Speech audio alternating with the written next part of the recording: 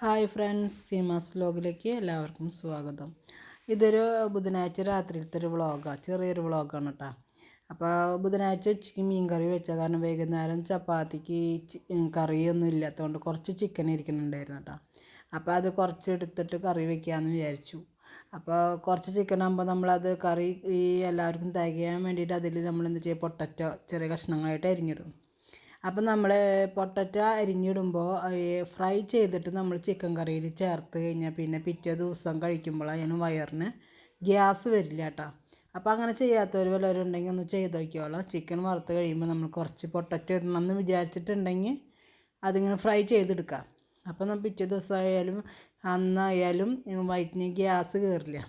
പിന്നെ പെട്ടെന്നുള്ള പണിയാവും. ഇതുകൊണ്ട് ഞാൻ എല്ലാ വെജിറ്റബിളും, അതായത് പച്ചക്കറി എന്ന് പറഞ്ഞാൽ എല്ലാ വെജിറ്റബിൾ എന്ന് പറയുന്നത് സബോള, ഇഞ്ചി, വെളുത്തുള്ളി, തക്കാളി, വേപ്പില ഇതൊക്കെ ഞാൻ ഒരുമിച്ച് ഇട്ടിട്ട് കൊണ്ട് വഴറ്റി. അപ്പോൾ ചിക്കൻ വറുക്കാൻ നമ്മൾ കുറച്ച് വെളിച്ചെണ്ണ ഉപയോഗിക്കുക. അപ്പോൾ അത് വറുത്ത് കഴിഞ്ഞിട്ട് ഉള്ള കുറച്ച് വെളിച്ചെണ്ണയിൽ പിന്നെ ഈ കറി എടുക്കാം കേട്ടോ.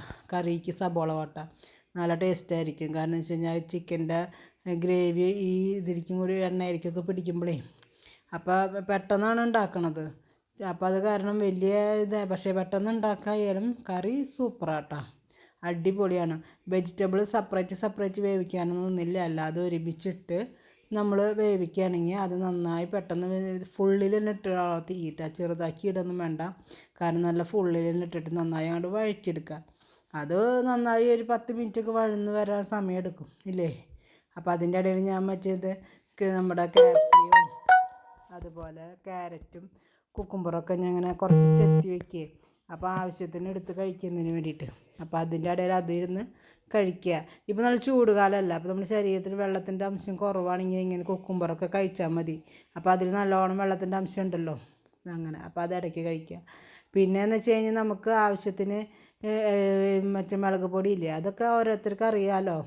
അപ്പം ഞാൻ എൻ്റെ ചിക്കൻ വയ്ക്കണ പല വീഡിയോകളും ഞാൻ മുന്നേ എൻ്റെ ചാനലിട്ടുണ്ട്. അപ്പോൾ ആവശ്യമുണ്ടെങ്കിൽ നിങ്ങൾക്ക് ക്ലിയറായിട്ട് അറിയണമെന്നുണ്ടെങ്കിൽ ആ വീഡിയോ ഒക്കെ എടുത്താൽ നോക്കി കഴിഞ്ഞാൽ കാണാൻ പറ്റും കേട്ടോ. അപ്പോൾ പല തരത്തിൽ ഞാൻ ചിക്കൻ കറി വെച്ചിട്ടുള്ള വീഡിയോ ഉണ്ട്. അപ്പം ഞാൻ പിന്നെ ഇതിലിടുന്ന മുളക്, മല്ലി, മഞ്ഞൾ അങ്ങനത്തെ കാര്യങ്ങളെ കുറിച്ച് വിശദീകരണം അധികം പറയണില്ല. അപ്പം നമ്മളത് നന്നായി വഴച്ച് കഴിഞ്ഞ് കഴിയുമ്പോൾ നമ്മുടെ ചിക്കനൊക്കെ അവിടെ വേവിച്ച് വെച്ചിട്ടുണ്ടല്ലോ. അപ്പോൾ കുറച്ചല്ലേ ഉള്ളൂ. അപ്പം ഞാൻ ആ കുറച്ചേൽ ഞാൻ പറഞ്ഞു പൊട്ടച്ചും കൂടി മിക്സ് ചെയ്ത് പിന്നെ നമുക്ക് രാത്രി എടുക്കാമല്ലോ എന്ന് വെച്ചാൽ എല്ലാവർക്കും കൂടിയിട്ട് അങ്ങനെ. അപ്പോൾ ചിക്കൻ പണി ചെയ്യുന്നതിൻ്റെ ഇടയിൽ ഞാൻ ചപ്പാത്തി മാവ് കുഴച്ച് വെച്ചിട്ടുണ്ടായിരുന്നു കേട്ടോ. കാരണം എന്ന് വെച്ച് കഴിഞ്ഞാൽ പിന്നെ നമുക്ക് വേറെ സമയം ചിക്കൻ പണി കഴിഞ്ഞിട്ട് ചപ്പാത്തി മാവിലേക്ക് പോകണ്ട. ചിക്കൻ നമ്മൾ സബോള വഴറ്റാൻ വയ്ക്കില്ലേ, ആ സമയത്ത് നമുക്ക് ചപ്പാത്തി കുഴച്ച് വയ്ക്കാം. അപ്പോൾ ഞാൻ കുറച്ച് ഗ്രേവി കിട്ടുന്നതിന് വേണ്ടി കുറച്ച് വെള്ളം അതിലൊഴിച്ചതാണ് കേട്ടോ. അപ്പോൾ കുറച്ച് ഗ്രേവി, അല്ലെങ്കിൽ ഭയങ്കര ഡ്രൈ ആയിരിക്കണ പോലെ ആയിരിക്കും കേട്ടോ. അപ്പോൾ ഗ്രേവി ഉണ്ടെങ്കിൽ ചപ്പാത്തിയൊക്കെ കഴിക്കാൻ പറ്റുള്ളൂ. പിന്നെ ഏത് കറി വയ്ക്കിയാലും ഞാൻ കുറച്ച് മല്ലിയില ഇടുണ്ടാ. മല്ലിയില ഇടുമ്പോൾ അതിനൊരു പ്രത്യേക ടേസ്റ്റ് അല്ലേ. അപ്പോൾ ഞാൻ ചിക്കനായാലും ബീഫായാലും പോർക്കായാലും കുറച്ച് മല്ലിയില ഇടും. അപ്പം ഞാൻ പറഞ്ഞു മറ്റേ ക്യാപ്സിയം അതുപോലെ കുക്കുംബറൊക്കെ ഞാൻ ചെത്തിയത് കഴിഞ്ഞേ. അപ്പോൾ ഞാൻ വൈകുന്നേരത്തേക്ക് ഇതിൻ്റെ ഒപ്പം കഴിക്കാൻ വേണ്ടിയിട്ട് വീണ്ടും കുറച്ച് ചെത്ത. അപ്പോൾ ഈ ക്യാരറ്റൊക്കെ ഈ കട്ടറിൽ വെച്ചിട്ട് ഇങ്ങനെ കട്ട് ചെയ്യുമ്പോൾ ഭയങ്കര നൈസായിട്ട് കിട്ടുകയുണ്ട്, നല്ല കനം കുറഞ്ഞിട്ട്. അപ്പോൾ നമുക്ക് കഴിക്കാനും ഭയങ്കര താല്പര്യമായിരിക്കും, നല്ല ഇൻട്രസ്റ്റ് ആയിരിക്കുന്നത്. കാരണം വെച്ചാൽ നല്ല അങ്ങനെ കറുമുറൊന്നും കടിക്കാനും നല്ല നൈസായിട്ടല്ലേ. അപ്പോൾ അത് ചെത്തി നീക്കി വെച്ച് കഴിഞ്ഞപ്പോൾ പിന്നെ ഞാൻ ചപ്പാത്തി ഉണ്ടാക്കി. പിന്നെ ഞാൻ ഈ തുടയ്ക്കണ ഒരു ഇത് കണ്ട, നമ്മൾ ഈ കിച്ചൺ ടോപ്പ് തുടയ്ക്കാനായിട്ട് നമ്മൾ തുണിയൊക്കെ ഉപയോഗിക്കുക. പക്ഷെ ഞാനിത് ഓൺലൈനിൽ നിന്ന് മേടിച്ച സാധനം കേട്ടോ. പക്ഷേ അടിപൊളി സാധനമാണ് അതെന്ന് വെച്ച് കഴിഞ്ഞാൽ ഒരു സ്പോഞ്ചല്ല, പക്ഷേ ഒരു കമ്പിളിയിൽ, അതായത് കമ്പിളി തുണി പോലെ എന്തൊരു പ്രത്യേകത ഉണ്ടത്. അത് ഞാൻ മേടിച്ചിട്ടാണ്. അത് മേടിച്ചിട്ട് നമ്മൾ ഈ പാദ്യമൊക്കെ ഇങ്ങനെ തുടയ്ക്കുമ്പോഴില്ലേ നല്ല എന്താ പറയുക, വെള്ളമൊക്കെ ആണെങ്കിൽ ഒറ്റ തുടക്കി ആ വെള്ളം കൊണ്ട് പോരും. എന്നിട്ട് നമുക്കതിങ്ങനെ പിഴിഞ്ഞാൽ മതി. അപ്പോൾ നമുക്കത് എന്താ പറയുക, തുണിയൊക്കെ ആണെങ്കിൽ തുണി നന്നായി പിഴിഞ്ഞാൽ പിന്നെ നനഞ്ഞ് പിണ്ടിയാകും ഇല്ലേ. ഇതാണെങ്കിൽ അതിങ്ങനെ തുടച്ചെടുത്തിട്ട് ഒന്ന് പിഴിഞ്ഞാൽ മതി.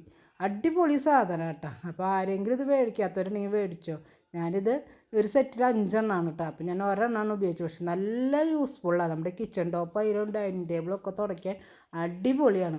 അപ്പോൾ ഇത് എല്ലാവരും മേടിച്ചോ. കിച്ചണിൽ നമുക്ക് അടിപൊളിയായിട്ട് ഉപയോഗിക്കാം കേട്ടോ.